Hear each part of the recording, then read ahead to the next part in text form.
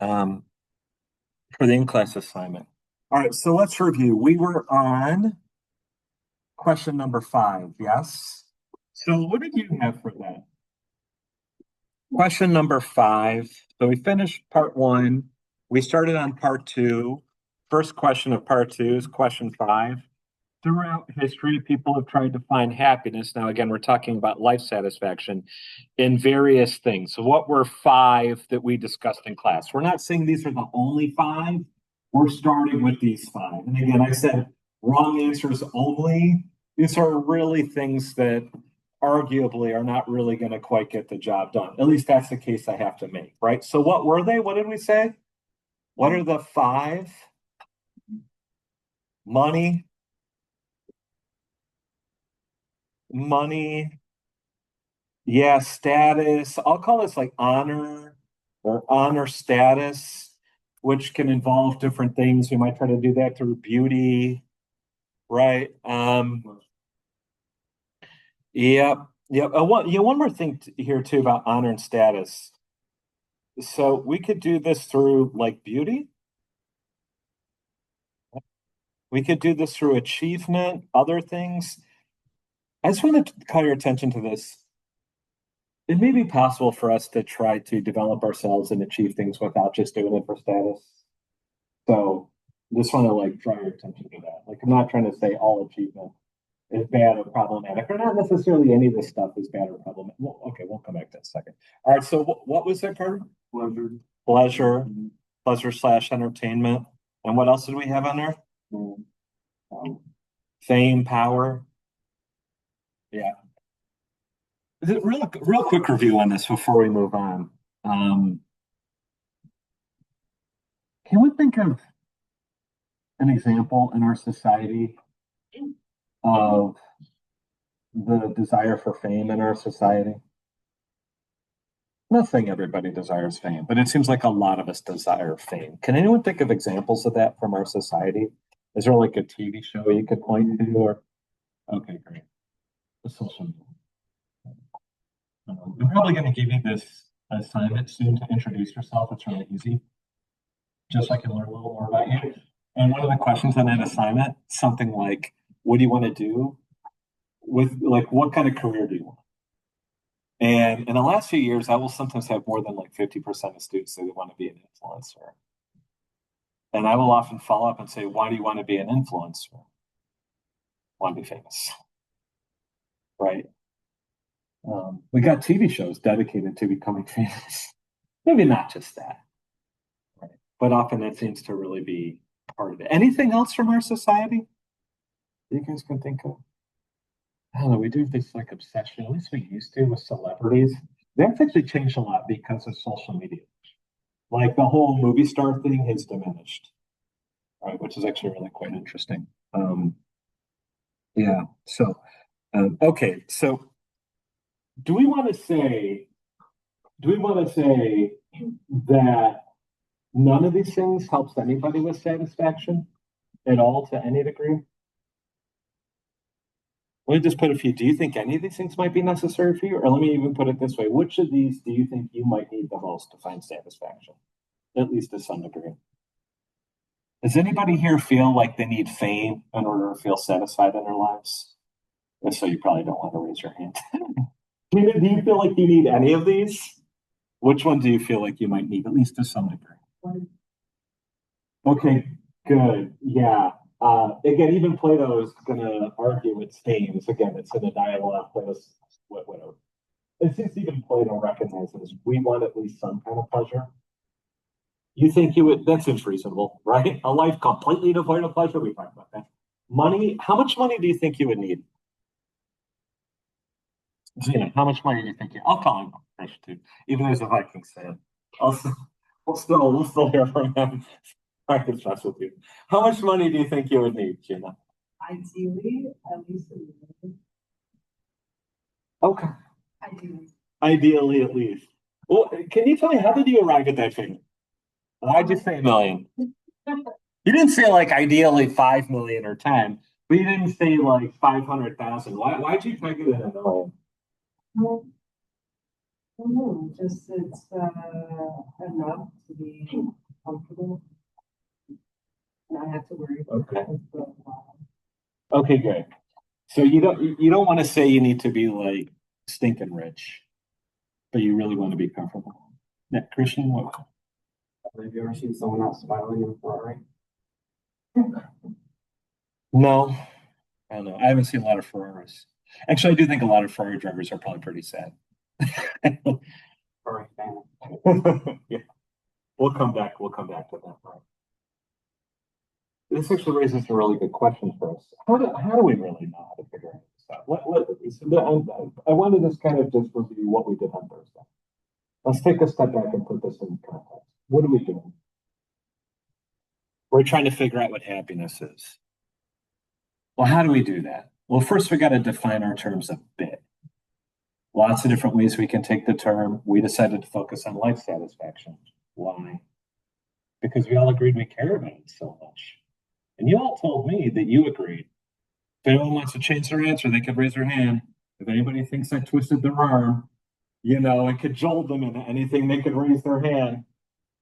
You all told me that you agree that you, and you think probably everybody else, but certainly you said for yourself, are not only looking for life satisfaction, but it may be you're undertaking pretty much every decision you're undertaking in life for the sake of it.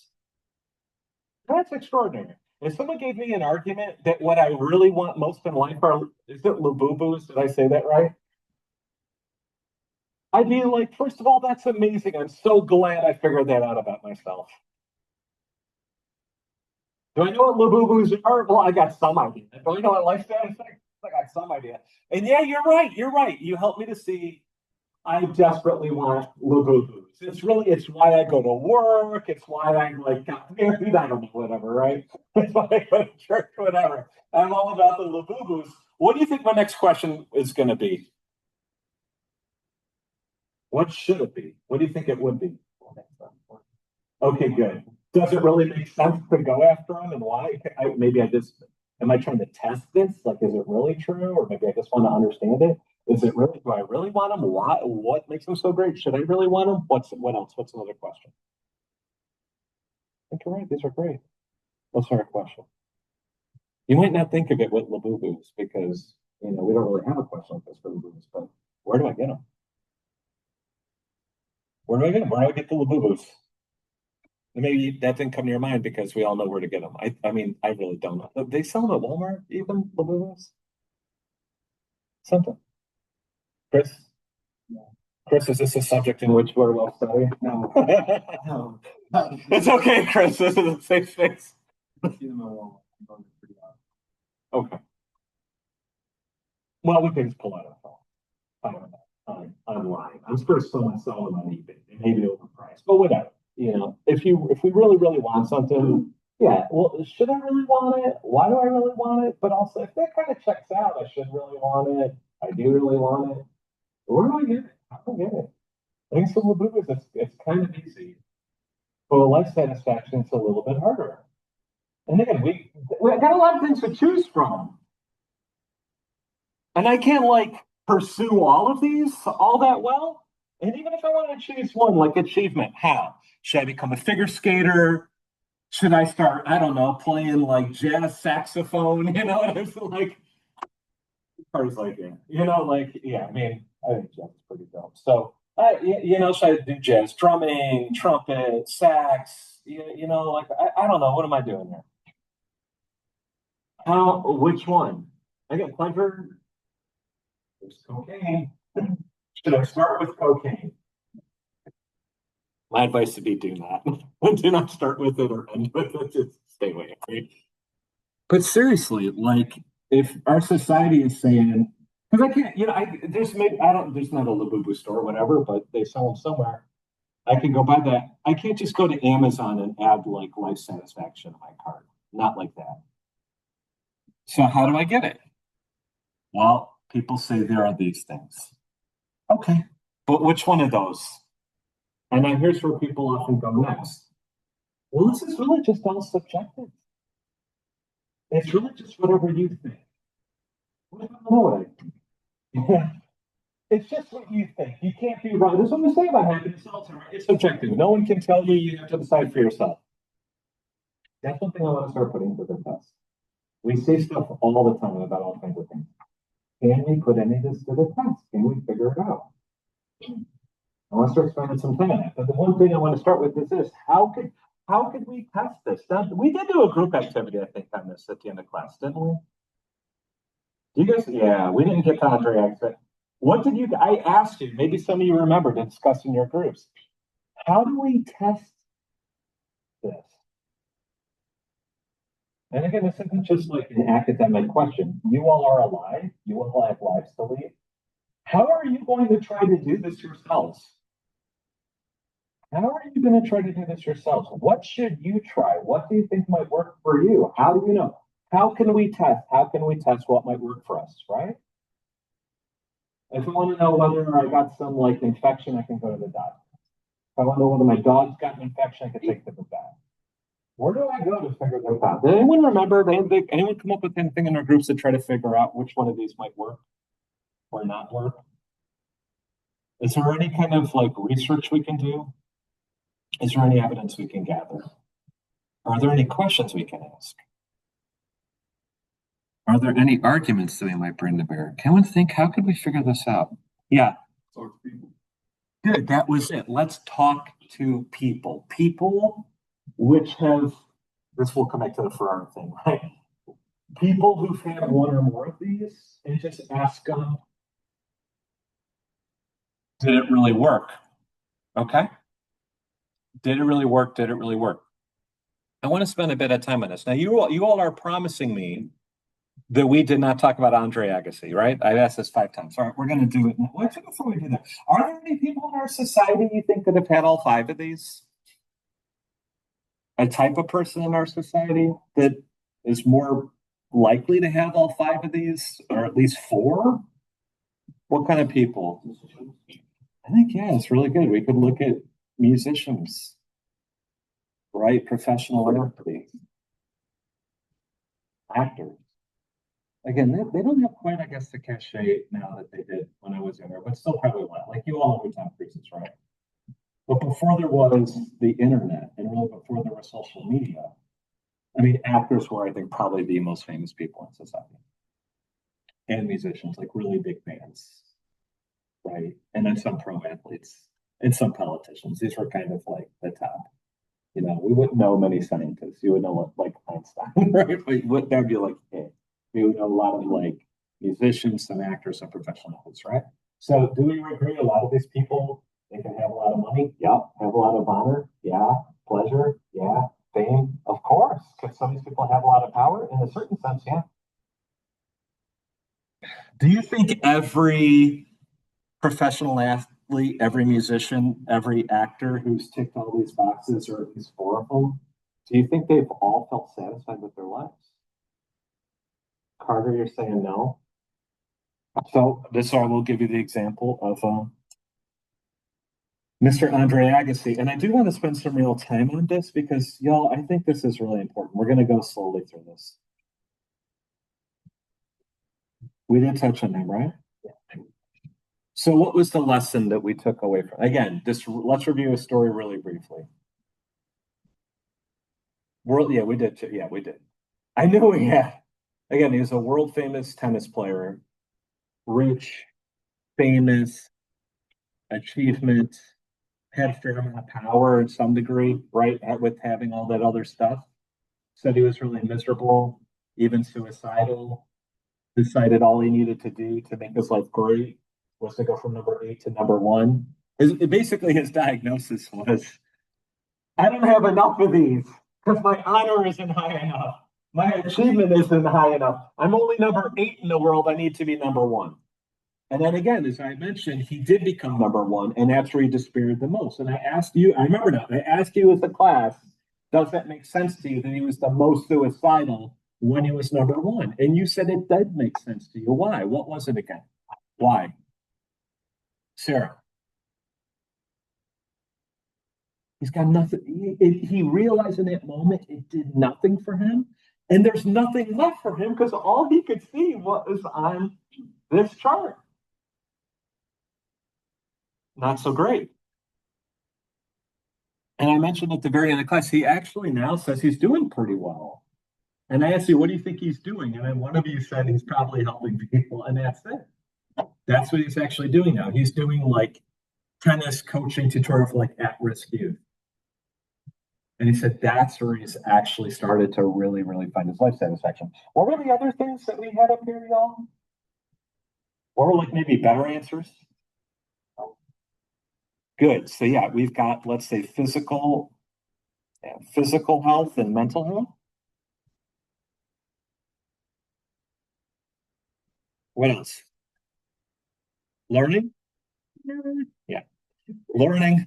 We could have like a broader one of like self-realization or self-actualization, which I think is like a cardinal value of the Star Trek series, but also the romantics and many others. We could talk about that. What else we got, y'all? Manal? Yeah, virtue. Oh yeah, yeah, yeah. Yeah, Mark, I had virtue. You had virtue. Yeah. What else? Relationships. And another one we got is helping other people. And we can put experiences up here. A lot of people do say it's better to spend money on experiences than things. That gets you said so much. Maybe we'll come back to that. So, by the way, do you think a lot of people have reported finding life satisfaction with these? Yeah. Yeah. A lot of people have had all of these and it didn't really work for them. I got at least one example, Andre Agassi. Is that enough to prove that this isn't enough for anybody? I have one example. I mean, some people don't like pizza, believe it or not. Humans don't like pizza. Why not? Well, this person doesn't. Wait, Chris, what did you just say? Yeah, it is kind of true. I think we're probably we're pretty close to universal on that one, right? I wonder if we might be about as close to pizza is with this stuff too. I might. So I want to start making some other arguments. Again, we'll spend like pretty much all today on this. There's actually been a lot of celebrities who have reported having the same trajectory as our friend Andre Agassi. What I want to do is change tracks a little bit and ask about our media. Think of movies, think of television shows. Can you think of any movies or television shows that seem to make the case that these things are not going to really provide us satisfaction? And again, we don't have to say that money plays no role at all. I think what we're really saying here is these things aren't sufficient. They're not enough for robust satisfaction. It could be some of them are necessary to some degree. I think money is arguably necessary for a lot of people to some degree, having their basic needs. I think fame is probably neither necessary nor sufficient. But pleasure, I say probably necessary. Some amount of money, at least for a lot of us, is necessary. Fame and power. Honor gets really kind of complicated. Can anyone think of any TV shows or movies that would agree with this, that would make this case? Yeah, yeah, like a case saying that these are really not going to be enough. And it may be pointing more towards 6 through 12. Thank you. Breaking Bad. Great, great, great example. You all know Breaking Bad? Give me some more.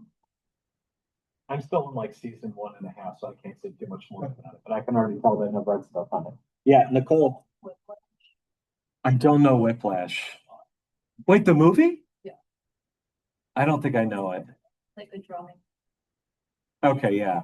I know, yeah, I know of it. Yeah, yeah, yeah. The really kind of abusive teacher. Yeah. Yeah. Okay.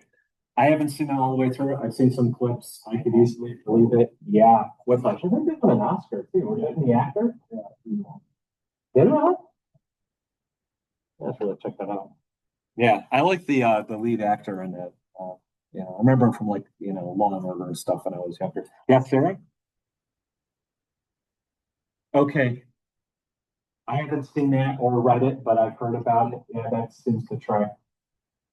Really, and we could say for us of the term just coming up with examples, which I think might tell us something. Yeah. Iron Man franchise. Oh, I think you're right. Yeah, I never even thought about that, but I think you're right. I think the first Iron Man, the whole series.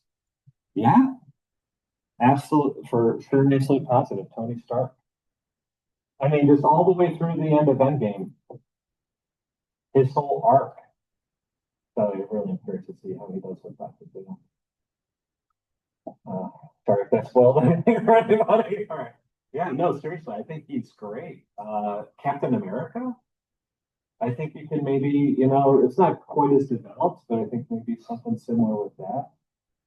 A lot of it, a lot of the Marvel characters, a lot of them are not developed. They're, kind of personal values and stuff that much in the films.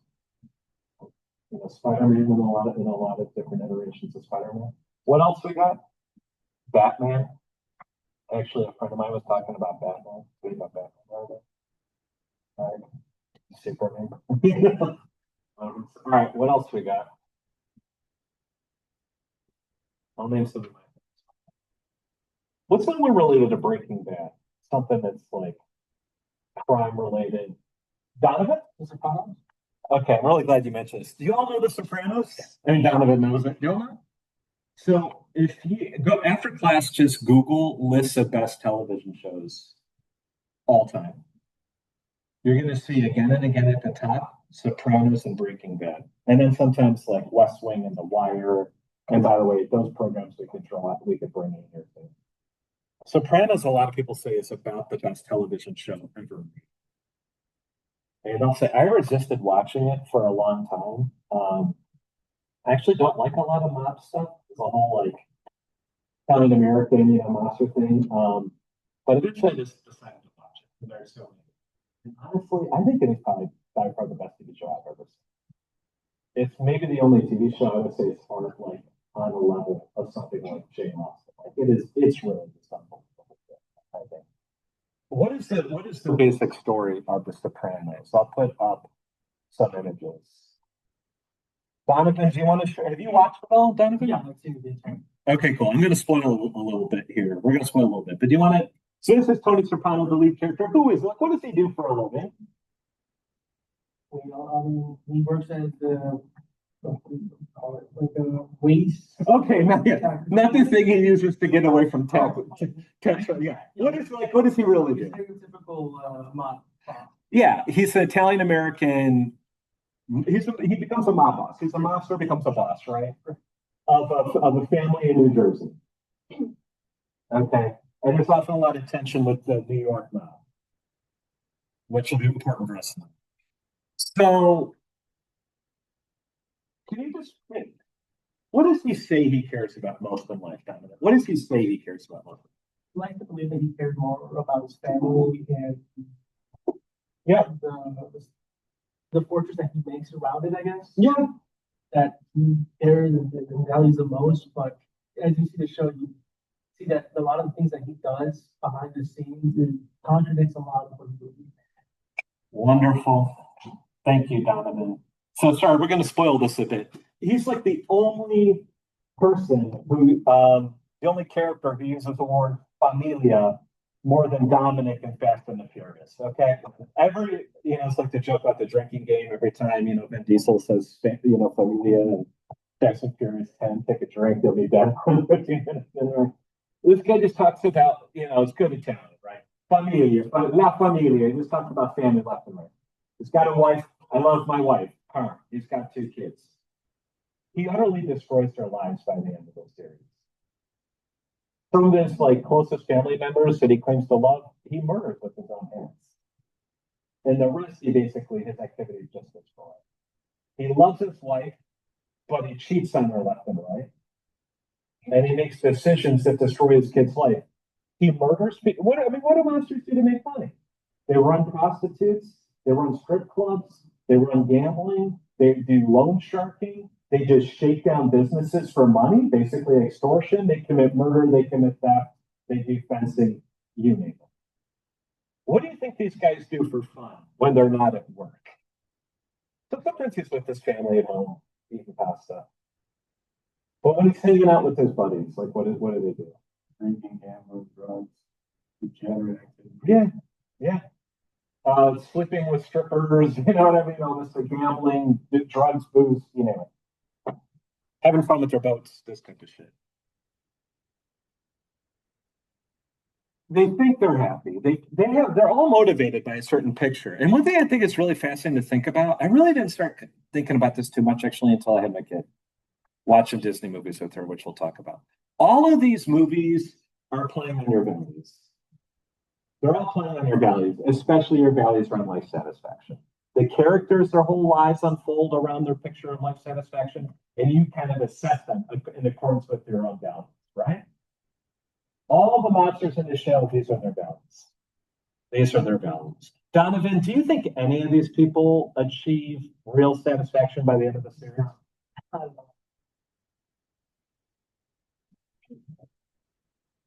And they actually destroy everything they claim to care about. Especially Christopher. Especially Christopher. This show's really about us. It's not about monsters. It's about the American dream. It's about how all of us can do this to ourselves. And you could say, well, not like running Coke or, running a strip club, but it's, are we losing ourselves to materialism and consumerism and all this stuff, right? There's one character I think does all right. Christian, did you want to weigh in? Yeah, I thought of I think starting with better show. I don't know if you prefer the show for it. I haven't. But I could check it out. Is it really violent and whatnot? It's a superhero show. It's a superhero show, but they make fun of superheroes. Can you send me a link to it? I'll watch it maybe over winter break. Yeah, can you send me an email, just a reminder? And I'll check it out. So I want to show you a clip. Thanks for that. And see, and it's interesting how many of these examples we have. I'm not Tony and Carmine Jr. So I do want to show you this video from the show. I got to give you a little bit of the background. So at the beginning, there's a hit. I'll kind of skip through that, maybe most of it. But what's going on here is, we all know Tony Soprano. I showed you the picture. He's a guy off to the right. And he does become like the head of this family in New Jersey. He deals a lot with the families in New York. New Jersey is just to the south of New York, right? So one of the New York families is led by a guy named Carmine Lupertazzi, and he's a great character, and he dies. And then there's a power struggle, and this is often what happens, right? And people are killing one another to try to vie for power. And so this hit that happens, it's part of this power struggle. And Tony meets with this guy, we're going to see him at Carmine Jr., the Batman's son. Tony meets with Carmine Jr. to try to talk him into becoming the boss of the New York family that his father, was the head of. He really wants this guy to become the boss. Donovan, why would Tony want this guy to be boss? I'm trying to remember right now, but I think it's reverse psychology. I think. Yeah. He thinks this guy's really stupid. He thinks he's stupid, and he thinks he's a pushover. Well, fear him out. You want something like that there, because you can walk all over them, you can exploit them. You don't have to fear them; they will fear you. So he has a meeting down in Florida with them, and you're going to see Tony try to manipulate this guy into trying to become boss. And you're going to see this guy resist. The whole discussion is about happiness. It's all about life satisfaction. That's what their whole discussion is really about. And you said, watch, what does he think you need for life satisfaction? What does he think? How do they respond to one another? Does he seem to even listen to him? Care about him? Does he listen to him? Care about him? What do they really care about? And you could just try to gauge their emotions and even just gauge the acting. And one thing about this show, the acting was utterly unreal, right? I think this whole scene was just really great. And hey, we get a nice ad for Granger. So that's also helpful. I'm going to get it. The name of my mention.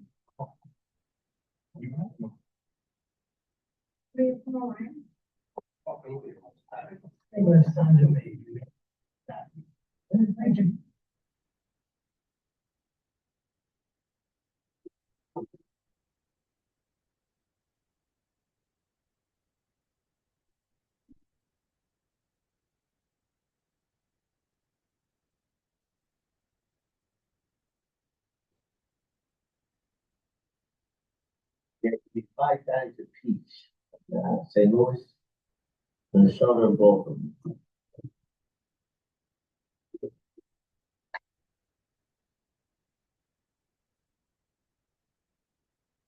What invited you to play, but we already had on the books.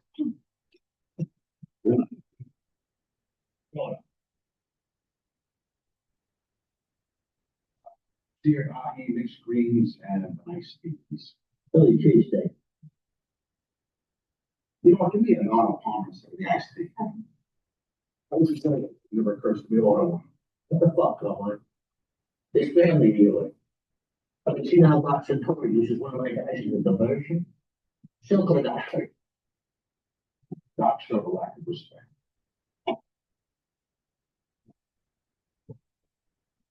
His fucking leadership, boy.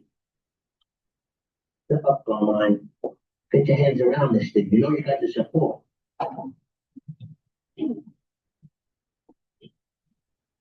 never told me mother all work things. What am I gonna say? I hear you, boy, and I'm flattered. The boss, especially now, Doc is cemented his position. It's always bad enough in a tough spot, but, come on, kind of live. Here you go.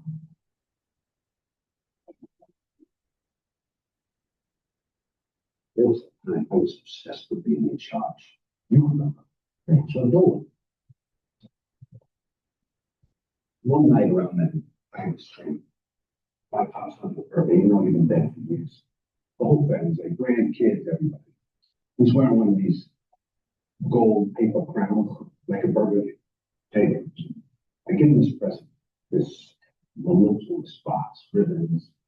He opens it up, then looks at me. This gaze of absolute disappointment. It's nothing nice. So he hands it back to me. Go fill it up, he says. Come back when I'm too hungry. So I'm going for it, Carmine. To fill that pie himself. We have this ritual in the house for years. My kids are boys. Every night I come home from work, I strip down, jump bacon in the pool, cold drinks with scotch and water, and sit, laugh a little talk. I go to bed, the air conditioning. She brings me a late dinner tray.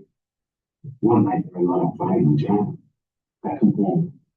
I'm exhausted. I'm so tired, so tense, I skip the food. I go right upstairs, flop on the bed. Nicole comes up to drink. She says, darling, I think it's time to rest. I said, go, I'm gonna take a vacation. She says, that's not what I mean. I don't want to be the wealthiest widow on the earth. I will get it quick. Now. I'm ashamed to say that she made me cry. That wonderful, loving woman. That dream of my father, the empty box. It's about being lost. So being happy. That's a pretty amazing statement at the end, right? It's like he basically just says explicitly, happiness is not being boss. Happiness is not having the power. Happiness is not having all the money. What is happiness for him? His wife. His wife, right? It's being alive, not getting assassinated, right? It's his relationships. It's pretty extraordinary. What else do you take away from this? Anything anything at all? The acting on this is extraordinary. It's so good. It's so clear. He does not give one shit about this other guy, Carmine. He doesn't care if he dies. He doesn't want to hear about his life. He does this to everybody if you watch the show. His best friends, he doesn't care about anything going on in their lives. It's like, are we going to get high? Are we going to rob something? Am I going to go screw somebody? No. All right, shut up. He does not want to listen to this guy. He does kind of seem to get drawn in at a certain point. And I think if you watch the show, it kind of makes sense. I think in the back of his head, he's almost maybe wondering a little bit about his own wife. Does his own wife really care about him? Maybe that's what kind of catches his attention. A lot of people speculate about that, but we don't know for sure. He does not care about Carmine at all. Does Carmine seem engaged in the conversation? He does. The acting in the show is great. Carmine used to have the exact same values as Tony. That's what he's saying. I used to have list 1 through 5. So what changed for him? It's not like he took a philosophy class. It's not like he read Aristotle or the Tao Te Ching or the Gita, or the Bible, the Quran. He didn't do any of that. I don't think he, it's not like he used the kind of language we're using right now. But something got him to rethink it. What was it that got him to rethink? Realization, It's a realization, but yeah, the realization was that his family died. Like he did his family died. I think that's definitely I think that's really part of it. Do you think the messenger was also important? There was his wife? And maybe in that moment with her, because of the relationship, she was able to make vivid for him this alternative. He could kind of see the relationship, taste the relationship, and he could just kind of put them next to one another and see one is better than the other. And this kind of makes sense. One lit up more than the other. Do you kind of know what I'm saying? I think also with father's death, This father's death, yeah, broad perspective into people's lives. it does. It can at least. What we see in the show, and there's a lot of parallels between the characters on purpose. Tony experiences death in his life that does not lead to realization. For Carmine, it did, but his wife helped him because of the nature of their relationship. Right? By the way, did you catch anything about how Carmine talks about his wife? They hang out every night. They talk about real stuff. He even cries over how much he means to him. That's probably not a thing we normally want to say in this sort of a social context. You know what I mean? He's not embarrassed about his emotions. He's not ashamed about his emotions. He's not ashamed of showing genuine care and concern about a woman. And it's that relationship that helps bring him to sanity. Kind of extraordinary. You watch the show, Tony, he might see his wife now and then, but he spends most of his nights with Booker and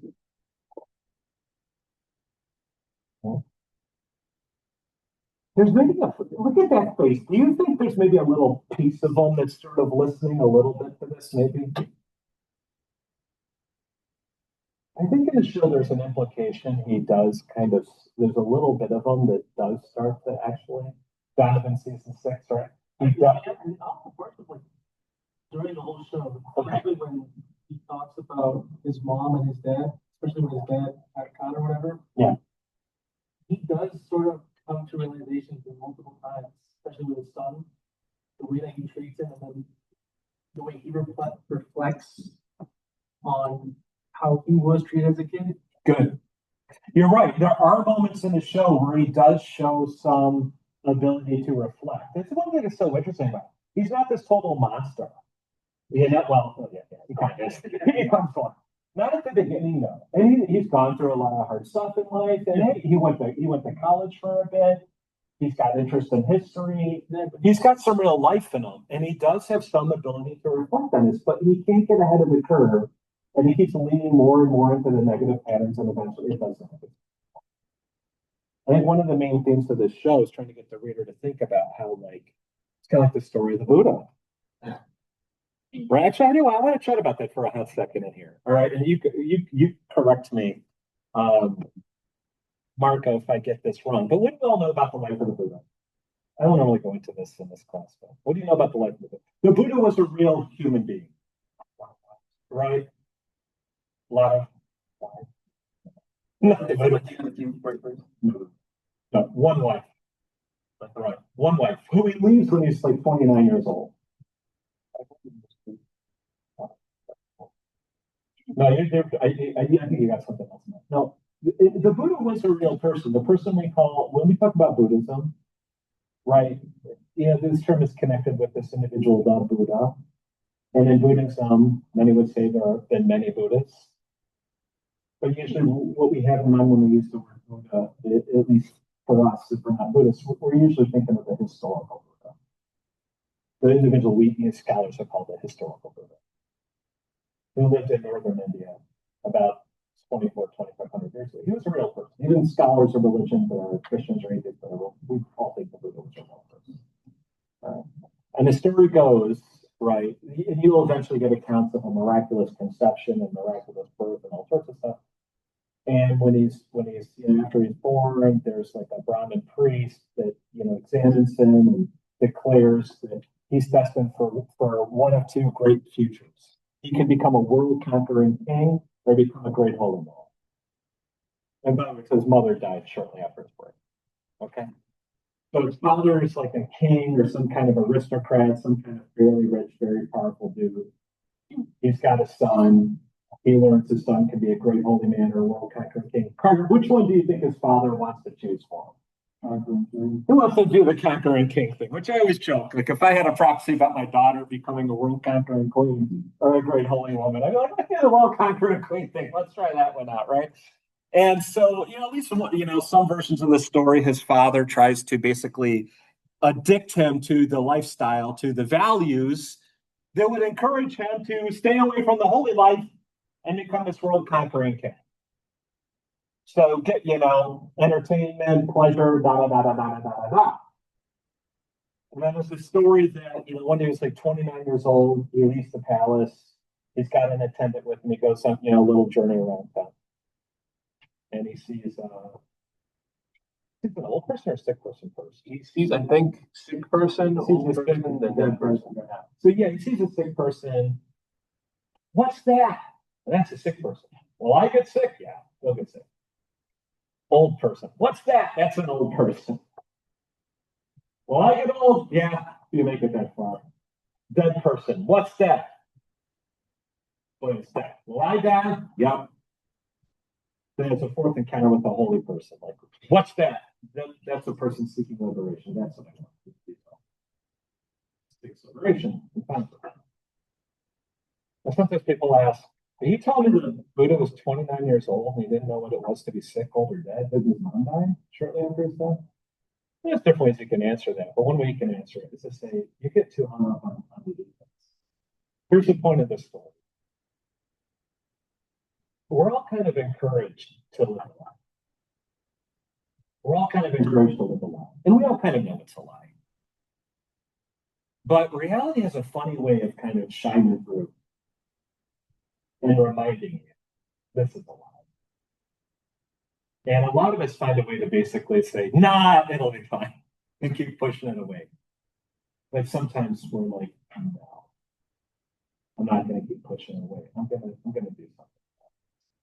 And I think it's one way you could read The Sopranos. Carmine Jr. is not the only person, there's maybe one or two others, that actually are able to say, you know what? I fucked up.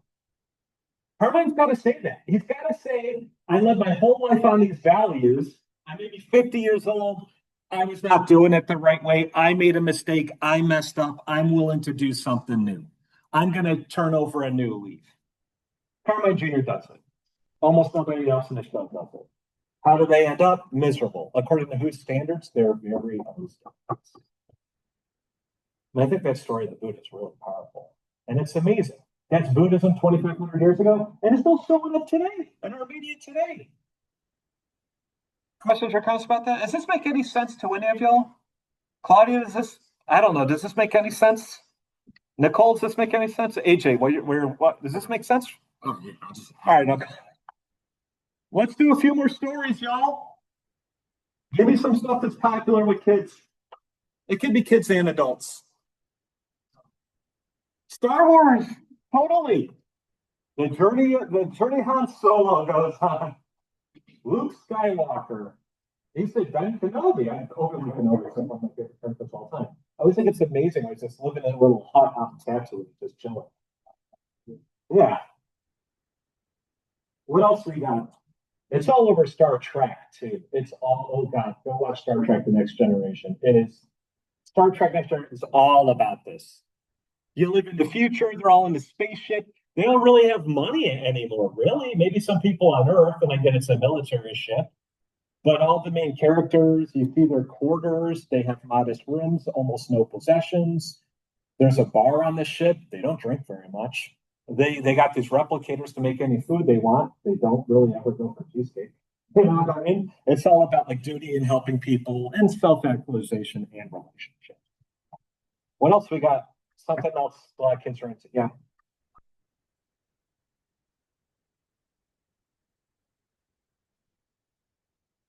Shark Tale?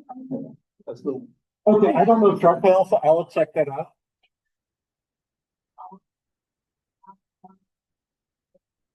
Make a lot of money from, like, it's like about fish, but like lots of girls and like the local town has. And then like he like kind of destroys the relationship and then he basically goes to all of those like past of his life and how to realize they can tell. But he's able to realize it, right? And I wonder, is there a character in that that doesn't realize it? Because there often is. There's often a character who doesn't get it, and you just see at the end of the show they're sad. I'll give you an example. Thanks for that. Cars. Let's talk about Cars because I've seen this movie. Maybe I've seen Star Wars more because all I did when I was a kid was watch Star Wars. But my kid, when she was like 2, decided Cars was her favorite movie. She didn't know what decided this happened. And my wife and I watch Cars at least once a day, sometimes times a day for probably about 500 days in a row because that's how much I love my kid. So I could recite this whole movie like backwards, standing on my head, but someone else take it. Who's this? Lightning McQueen. Lightning McQueen, voiced by Owen Wilson. All right. How does the first movie Cars open? Where's it set? Where is it open? Do any of you know? The piston. I love when you did what in this cup? Sorry. Anyhow, yes, the piston cup. They're all racing, and right. What do we learn about his personality right away? Cocky, hotshot. Sorry, ignorant. What does he want for his life satisfaction? These characters are all motivated by life satisfaction. How's he trying to find it? Boom. And then, yeah, like lady cars. It's actually, it's interesting to think about how we use our imagination. So there have been artists like Jane Austen for centuries have been pointing out, we all live in our imaginations to some degree. We all live in a fantasy world. And it's a little bit scary, actually. It makes me sad. Because I really like the idea of living in reality. But we all kind of live in a fantasy too a little bit, but some of us are a lot more lost than others. You can just rewatch the first 10 minutes of Cars, see how much this guy gets lost in this fantasy world. He's imagining, people start talking, he just starts fantasizing about when he wins the cup and he's famous, and he's got the girl cars running. How does he relate to other cars? Not very well. Not very well. And this old guy, the king, tries to help him. He's just like, you stupid old car, and just tunes him out and starts fantasizing. Right? He doesn't like his sponsor. He's like embarrassed by, Rusty's, the old Rusty cars. He's embarrassed by him. He's got a manager who clearly just uses them and exploits them. He has no relationship with anybody. And so there's this spoiler, there's a three-way tie at the beginning with the race.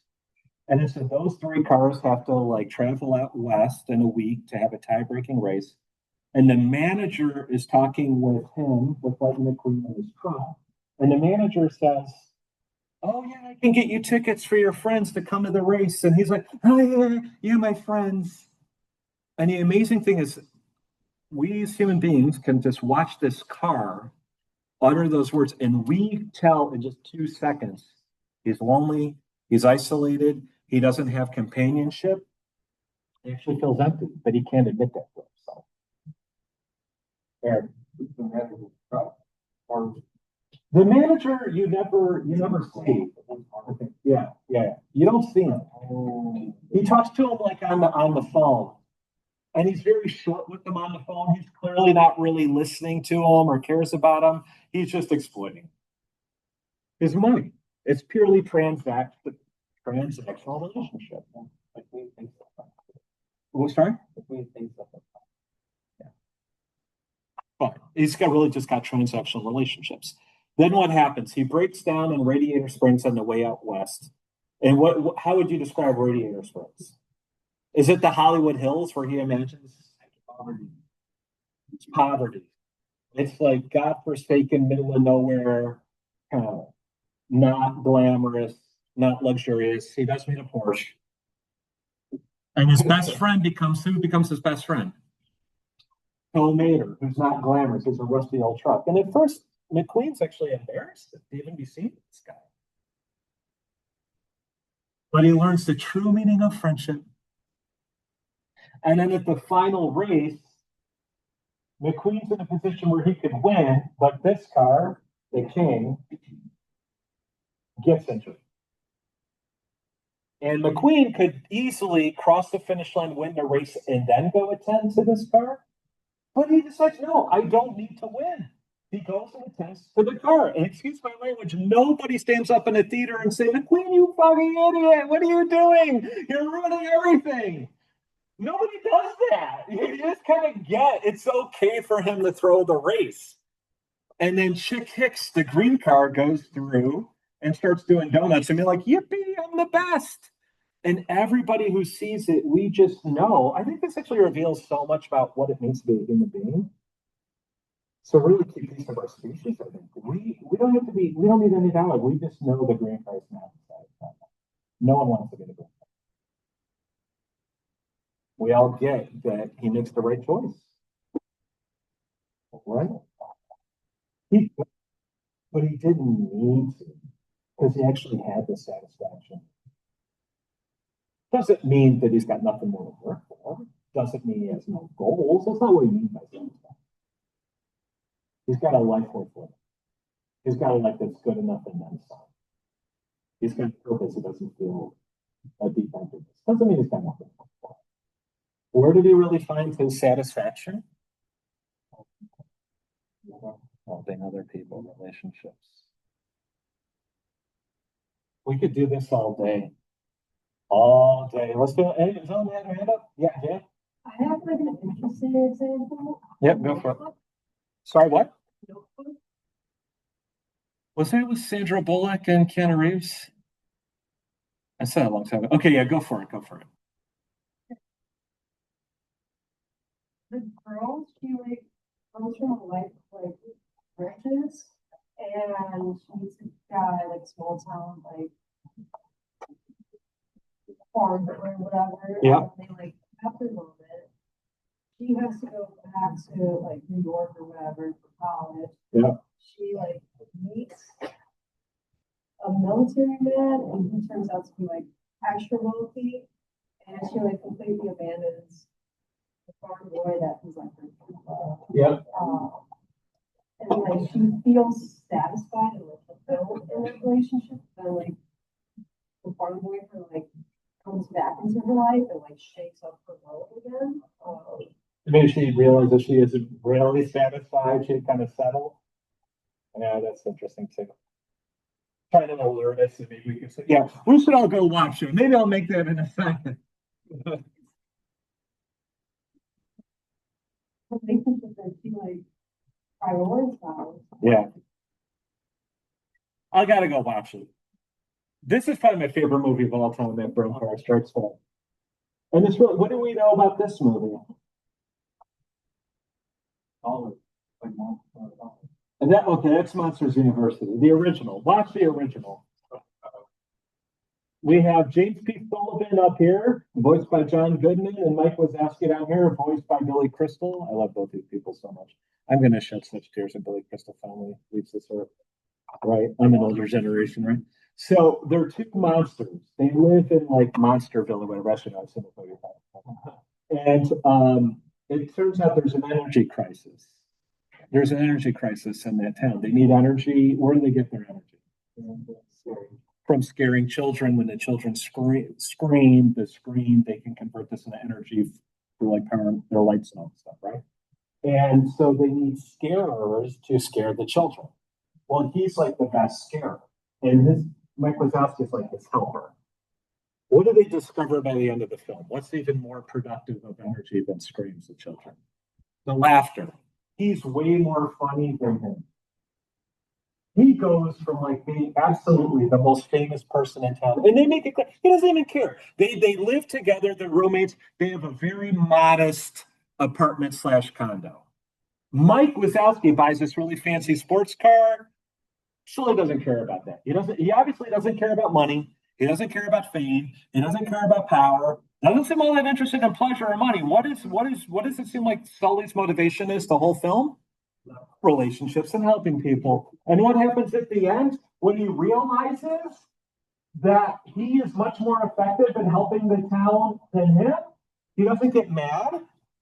I mean, this is probably too much to ask of an actual human being. He doesn't get mad. He doesn't throw a fit. He doesn't throw a tantrum. He's like, this is amazing. We can help our society so much better, and I get to be the helper. And that's it. And it's really extraordinary. And nobody thinks he's like stupid or he's made bad choices at the end. We might, if we think about it, we might say that'd probably be pretty difficult even for a pretty decent person to be able to deal with that. But there it goes. Let's do some other ones. Tell me about Harry Potter. What does Harry Potter learn about himself when he's 10 years old? That he's a wizard. Right? He knew all along his parents were dead. He didn't know the real reason. He learns why they died. What does he learn? How does his parents die? Voldemort, he who shall not be named, killed him, right?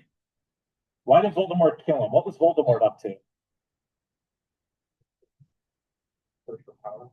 He's got thirst for power, maybe honor, wants to be the best wizard ever and control everything power. Maybe fame, maybe more like infamy is what he wants. Right? There's also prophecy, which gets played that's really interesting. What else does Harry Potter learn about himself? He learns he's a wizard. He learns why his parents were killed. What else does he learn about himself? He learns that he's incredibly famous and incredibly rich.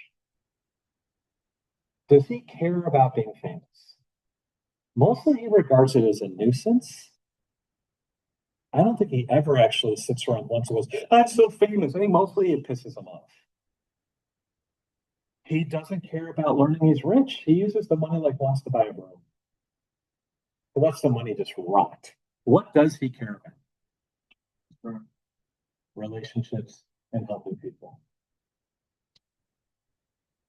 Voldemort has no real connections with anybody. We do learn a little more about Voldemort's motivation. Did anybody know what's Voldemort's like ultimate fear? It's death. And so spoiler alert, what does he do to try to avoid death? He tries to make himself immortal, which utterly destroys his humanity in the process. Harry embraces his death for the sake of the other. That's where he actually finds life.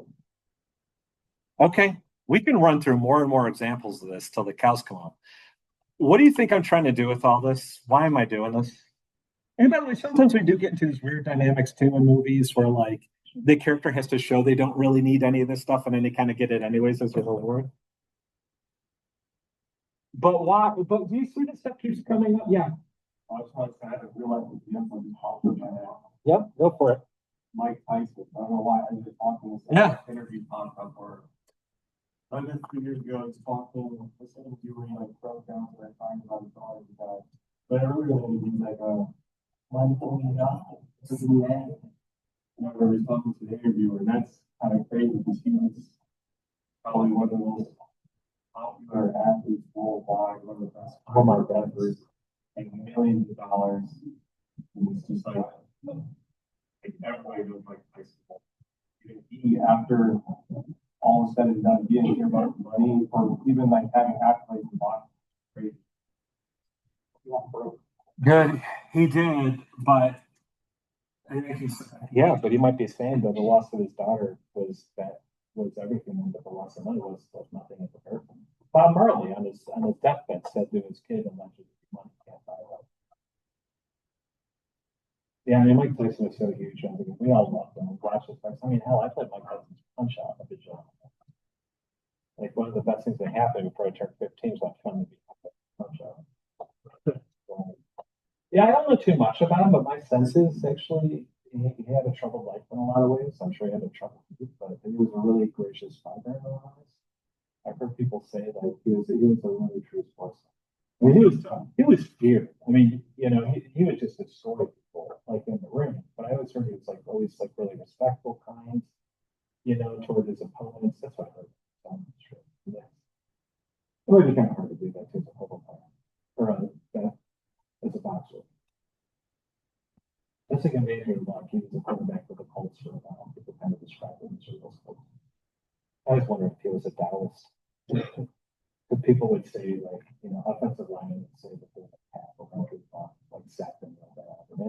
That was such a great movie. Congratulations. People are like, what the hell is wrong with you? You just want to kill me right now. It's like, no, like, we're having fun. He's an interesting dude. Like I do like that now, the Commanders quarterback, I'm playing Daniel. Oh my goodness. Every time you watch a Commanders game, he's just smiling a lot. I know. Look at Stack and he's smiling. I know. Oh, if you watch the wild card game from last season when he took that massive hit where he got flown off his feet like this high and had a huge gash in his cheek, he just got up smiling. I had to me. I said at the end of last season he's going to be the GOAT. I know this season is not as well. I know. We'll see. That's like I think Jim Daniels is amazing. It's to me, he's almost like a super. I'm even excited. Yeah. I think an example for the 1 through 5 is Armstrong. Is that the bicyclist? Yeah, who did turn out to be doping. Yeah. No, we've got so many examples of this from our. This is, and well, don't worry, I'll tell you exactly what you need to write down for 5 or 6, and then for the 5. But when we look at our art and entertainment, and it's so much of our music, I don't want to say absolutely all of it. We can find some musicians that wouldn't say this, but I think I can think of Iron Maiden songs that actually would teach the same thing. I don't know about AC/DC. I don't know about the Stones. I'm not going to say it's 100%. I think you could find a fair number. You could find Marley. You could find. I think there's Wu-Tang songs. It depends. We're getting to go along with this. What about when we turn to like past literature? I mean, every Homer, every Virgil, it's all over our past literature. India, China, Japan, Greece, you name it. What about religions? What do religions teach about this? What do you think? What do religions teach about how to find? No, they don't all have the exact same view. But did anyone think they could think of a single religion that teaches 1 through 5 is going to make you blessed, or happy, or saved? I mean, I teach religion. I'm going through Judaism. Nope. Christianity, when not insanely interpreted. Nope. Islam. Nope. Buddhism. Nope. Jainism. Nope. Sikhism. Nope. Taoism. Nope. Confucianism. Nope. Talk about Hinduism for a hot second.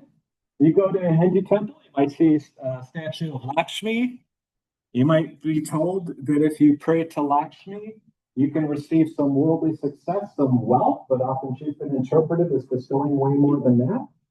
But I know a lot of Hindus. I spent a fair amount of time in Hindu temples. Every Hindu I've ever talked to has said, look, if you're struggling, go to Lakshmi. If you're trying to start a business, go to Lakshmi. Nothing wrong with that. You've got plenty of Christians and Muslims that say the same. If you're struggling to put food on the table, you're trying to get about business, you can pray to God. Okay. But every Hindu I've ever talked to has said the thing you're gonna have to realize at a certain point, if you really want to go far, you're gonna have to get past. You're gonna have to get past. You're gonna have to focus on spiritual things. You're gonna have to focus on your ego. You're gonna have to focus on your ignorance. You're gonna have to focus on your attachments. You're gonna have to get past that. And you can go listen to 1,000 Hindu teachers, read 1,000 Hindu texts. That's what you're gonna get. This stuff is not really gonna. It's not really gonna set you free. It's not really gonna set you free. Why do we have so much agreement on this across so many different religions, so many cultures, time periods, past, present, future? Why do you think? Why do you think? Well, I would say some religions do kind of teach of heavens that are kind of like 1 to 5 to some degree. But maybe Is that where you want to end up though? yeah, Permanently? No. No. Right? Yeah. Yeah. But Yeah. Here's another thing we could ask too. We've been talking. Why do you think these religions are pretty much in agreement? The ones I don't want to actually say what they do think we need, but a lot of them are going to start looking more towards virtue, relationships, things like that. Right? Maybe a relationship with God. Plenty of Jews, Christians, Muslims, Sikhs, and a lot of Hindus would say ultimately what you need You need a relationship with God. You need to surrender. You need to surrender to God. From devotion, from surrender, from intimacy, deep intimacy. This is what. Right? With God. Maybe you can add that somewhere. Something might want to include that. Why do you? Okay. You got it. You can put that in there. Why do you think there's so much agreement across our cultures? Across our religion? Well, you can find atheist philosophers that say 1 through 5 are not going to work. And then you can say, what about our buddy Epicurus? Well, okay. But even for him, he's going to say you're not going to really find the pleasure from money, honor, fame, or power. His version of pleasure is going to be pretty restricted. It's going to involve a lot of what looks to us like virtue. Where relationships fit in for him is kind of tricky. Well, Plato would say this stuff isn't going to work. Aristotle would say this stuff isn't going to work. The Stoics would say that stuff isn't going to work. The Neoplatonists would say that stuff isn't going to work. Right? Why do you think there's so much agreement across all these cultures? Not 100%, but it's pretty damn close. Yeah. I think we've all known Andre Agassiz, and I think we all kind of know it in ourselves. Right? And go back to the Disney stuff, right? You can watch these programs. You could watch Harry Potter. Sometimes Harry Potter shows up on network TV. At least it used to back in the day. You could see, right? You could see Harry Potter on TNT or something.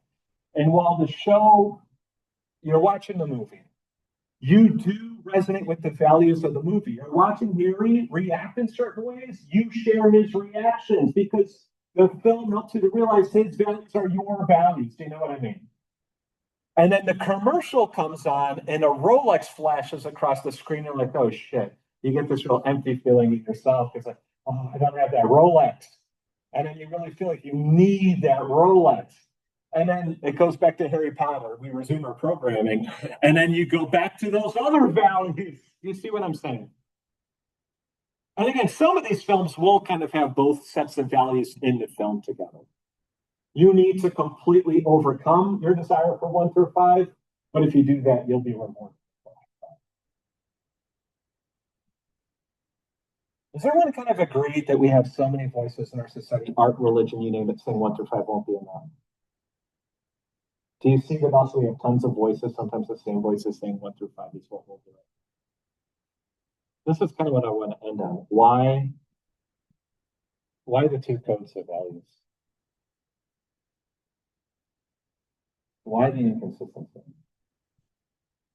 Why do we have so many movies, TV shows, songs, and all this stuff saying 1 through 5 aren't going to do it? And we have so many things saying 1 through 5 do. I think the only reason why Harry Potter was so popular, I should say the only, I would say, I think the key reason why these things are so popular is because the values resonate with us. If you can't make any heads or tail, any sense of the characters at all, you're not going to be down with that thing. When we watch Lord of the Rings, we project ourselves into the characters or situations or values. Harry Potter, Star, you know what I mean? These things are all playing on your values, y'all. Everything in life is your values. Neil deGrasse Tyson, his whole life is driven by his values for knowledge and for truth. Do you know what I'm saying? If you stand up and say, no gods, no souls, hardcore atheism, only physics, that's values all over that. You tell me you believe in God and soul, heaven and hell, whatever. Value, we're all driven by this stuff all the time. Why do we have 2 completely contradictory sets of values in our society? I think probably every human being that's ever been alive who wasn't terribly abused as a kid, and even then I think often it's still there. We kind of know it's like 1 through 5. Then why are we all chasing 1 through 5? Why do we still feel so attracted to 1 through 5? Alyssa, do you understand? Does this make sense what I'm saying right now, or is it? Kaylee, does it make sense? Marco, why do you think? Why are we going for 1 through 5 so much? 1 through 5 is often associated with strength, like taking life by the reins. Okay. Yeah. Yeah. I think it's gonna be up. Yeah. Which is interesting. Yeah, it is interesting how much we valorize these things. We treat them as really valuable. Yeah, I think that's part of the end. There's certainly a lot more glamorous. Like it's a form to other, where a lot of times we do more. Okay, good. Yeah, Martha? 1 through 5 are like beneficial if you value what other people think about you, primarily, right? And then 6 through the other ones are valuable if you value what you think of yourself to something great. How easy is it to impress somebody else if you got money? Really easy. Yeah. How hard is it to actually feel content with yourself, no matter what? Really hard. But if I told you there's the most amazing pizza place just around the corner, and you say, how much are the slices? Only cheap, $2. You all go and try it. This stuff is often a lot easier to go for. I mean, okay, granted, fame is often really hard to achieve. Power can be really hard to achieve. Money can seem really hard to achieve to a lot of us, but pleasure is often pretty cheap and easy. How hard is it to develop real, serious relationships, like deep relationships? What does that even mean? We're going to have to talk about that next week. Maybe helping other people is pretty easy. I'll tell you what to write down on Thursday. For now, let me just say this. I'll say really quickly. I mean, I kind of grew up in a lower middle class neighborhood. I had to become a COD because I like flunked out of high school. I know it's not why all of you are here, but I am getting my PhD from Yale. I have been all over society, my friends, and I will tell you at Yale, I met a lot of people that were super rich. Actually, quite a few of them super beautiful. Some of them super famous, super high achieving. Most people I met, they were pretty miserable. Were actually pretty miserable. We've got good gobs of evidence that people can have all this stuff and not be happy. Again, look, not everybody around here is rich, but a lot of people are. We can drive to Hinsdale, drive to Oak Brook, drive to Naperville. Nobody in this room thinks everybody who lives in $1 million house is really satisfied. Nobody here thinks that. Let's just rent a bus and drive by a neighborhood with $1 million houses. What percentage of people there do you think are truly satisfied? No one's gets it. And I've known a lot of people who live in that. Very few of them have satisfaction. I think they are. What do we do? How are we getting trapped in these patterns? Like, we want to be like Carmine and get out. How do we do that? How do we end up so many of us being more like them, right? I think one thing we got to really tackle though next time, even if a lot of people this stuff doesn't make them satisfied, maybe it does for some.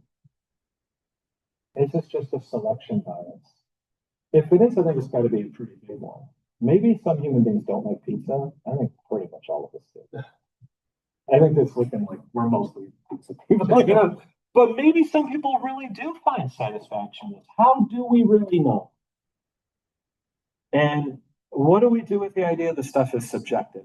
Can we say more? Can we go deeper? Are there any arguments? So far, all I've been doing is using examples. Is there really any arguments we could bring to bear to really put this to a test? And make sure we haven't cut any corners on this. That's what I want to do on Thursday. I want to say, I think there are powerful arguments that could cement this for us. And then what that's going to do is highlight the question, then where do we go? What do we do? All right. I'll see you all on Thursday. Peace. Have a good day.